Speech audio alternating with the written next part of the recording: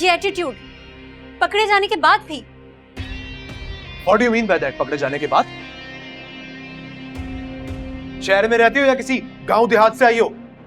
तुम्हें इतना नहीं पता कि एक लड़का और लड़की अगर साथ में घूम रहे हैं तो इसका मतलब ये नहीं होता कि उनके बीच में कुछ चल रहा है। They can be friends.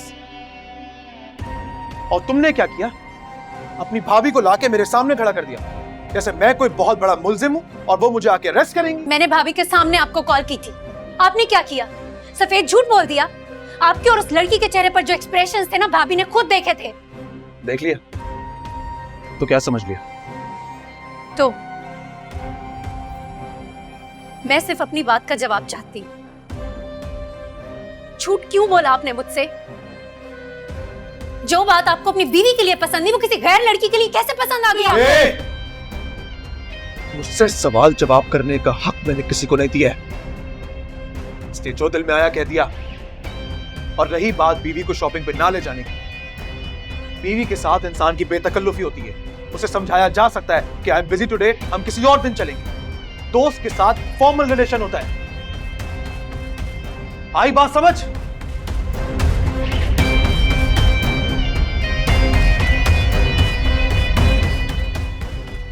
मैं ऐसा ही हूं और ऐसे ही इंसान से इश्क हुआ है तुम्हें। तुम आई थी गिड़गिड़ाते हुए मेरे पास, मैं नहीं गया था।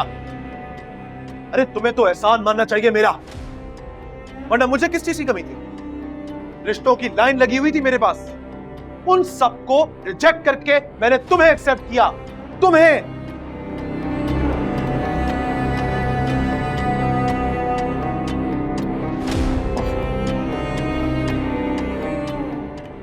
तो ऐसा है? हाँ ऐसा ही है।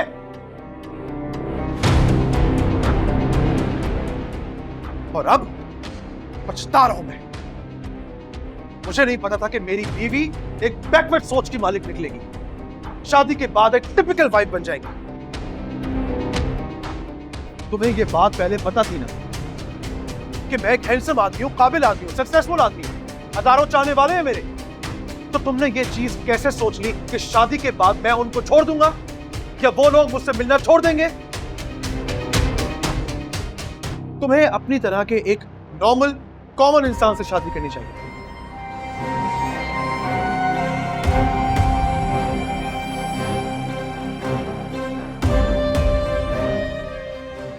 तुम्हारी तरह तुम दोनों बहुत अच्छी जिंदगी गुजार।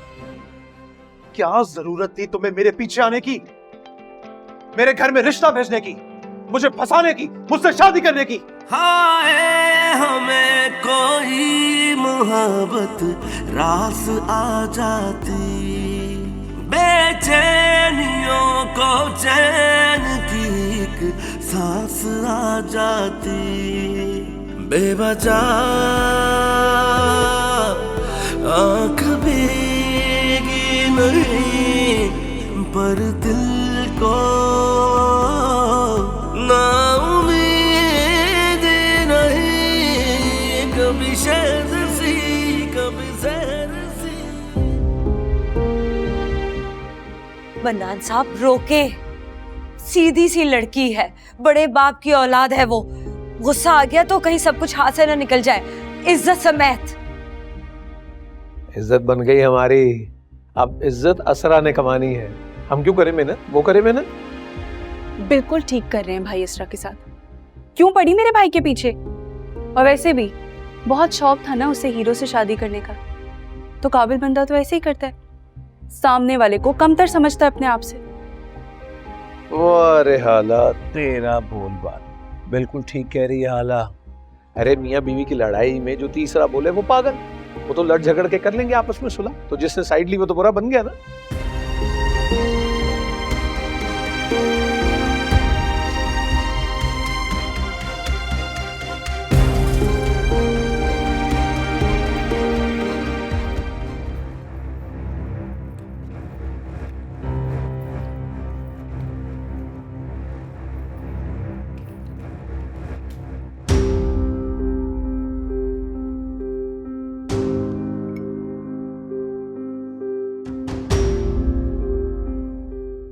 अच्छा किया आपने मुझे अपने दिल की सारी बातें बता दी।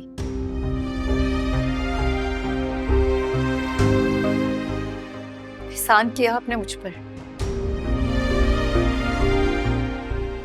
ठीक कह रहे हैं आप, मैंने जबरदस्ती शादी की आपसे।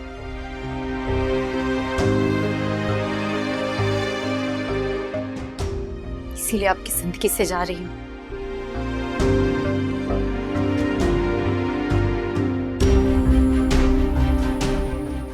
वैसे आपको मेरी कमी महसूस होगी तो नहीं, लेकिन फिर भी अगर आपको मेरी कमी महसूस हो तो मुझे खुद लेने आइएगा।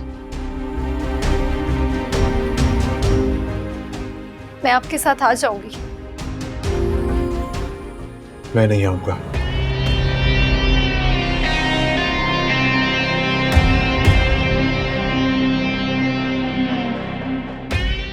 थैंक यू, मत आइएगा।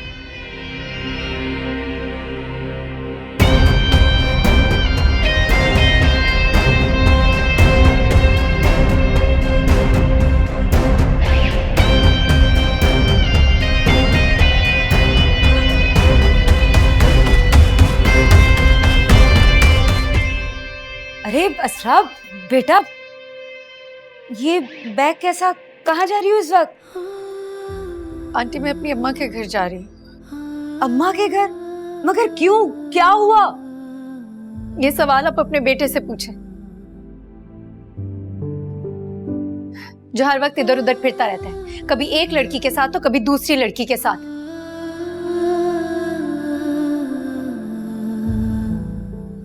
सुल्तान, ये सब क्या है? प्लीज मेरे पर्सनल मैटर में कोई इंटरफेयर ना करे।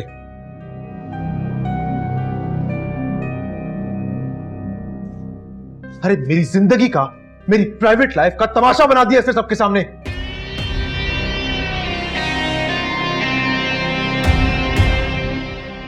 बड़ी हिमायतें करती थी ना आप उसकी, अब देखें भुगते। अजाब तो मेरी जिंदगी बनी है ना।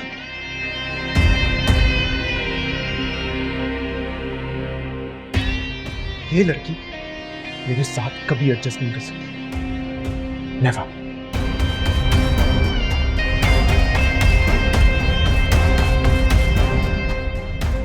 असरा, और में चाहिए मेरी तरफ से। क्या हो गया इन लोगों को?